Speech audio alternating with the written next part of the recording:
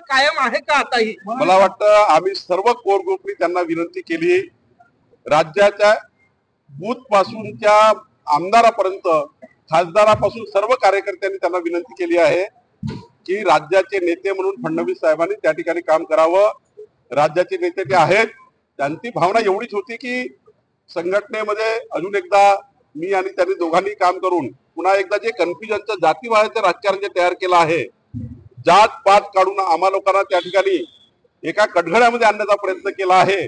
निश्चितपणाने ते थोडे दुःखी झाले, व्यथित झाले आहे आणि व्यथित होणं स्वाभाविक आहे. शेवटी प्रत्येक व्यक्ती मनुष्य आहे, म्हणून प्रत्येक मनुष्याला हृदय आहे, त्याच्या हृदयाच्या भावना आहेत.